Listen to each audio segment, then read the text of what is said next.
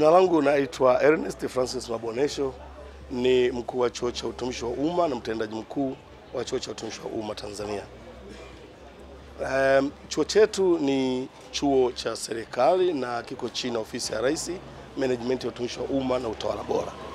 Chuo hiki kilianza rasmi mwaka 2000 kama sehemu ya maboresho ya katika utumishi wa umma, na lengo kubwa la kuanzishwa kwake ilikuwa ni kwa ajili ya kutoa mafunzo kwa watumishi wa umma nchini, lakini pia kutoa shauri za kitaalamu kwa watumishi wa umma na kufanya research tumizi kwa ajili ya kuisaidia serikali kuboresha sera mbalimbali ili tuweze kufanya kazi vyema katika nchi yetu.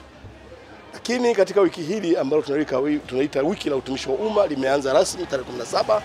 Lengo kubwa la siku hii ya utumishi wa umma lina mambo mengi, lakini mimi naweza nikasema sehemu kubwa tatu. Kwanza ni kutambua mchango wa watumishi wa umma katika maendeleo ya nchi. Hilo la kwanza, kwamba watumishi wa umma wana mchango gani katika nchi, na kwa kuzingatia kwamba watumishi wa umma ndio nguzo kubwa au rasilimali kubwa nchini, ina mchango mkubwa sana katika maendeleo ya nchi, kwa sababu kila sekta inahitaji mtumishi wa umma. Kama utakumbuka Mwalimu Nyerere aliwahi kusema, ili tuendelee tunahitaji vitu vinne. Tunahitaji ardhi, watu, siasa safi na uongozi bora. Sasa ukiangalia haya maeneo matatu, ukiacha ardhi, mengine yote yanahusu mtumishi wa umma. Kwa maana hiyo, mtumishi wa umma ni rasilimali muhimu katika nchi yetu. Kwa hiyo sehemu ya kwanza, kwamba lengo la adhimisho hili ni kutambua mchango wa watumishi wa umma. Lakini lengo la pili ni kukumbushana sisi watumishi wa umma namna ya utendaji kazi ndani ya utumishi wa umma, uzingatiaji wa maadili, uwajibikaji na mambo mengine yote ambayo yanatuhusu kama waajiriwa wa umma. Kimsingi sisi watumishi wa umma ni waajiriwa wa wananchi, na kwa maana chochote tunachokifanya tunakifanya kwa lengo la kuboresha huduma zetu kwa wananchi. Hilo la pili. Kwa hiyo tunakumbushana. Lakini la tatu ni kuona utumishi wa umma unafanya nini. Kwa hiyo wananchi tunawaonesha, kila banda kipita ataelekezwa banda hili linafanya nini. Kwa maneno mengine, litaelezwa sekta hii au idara hii au taasisi hii ina jukumu lipi la kumhudumia huyo mtumishi, huyo mwananchi.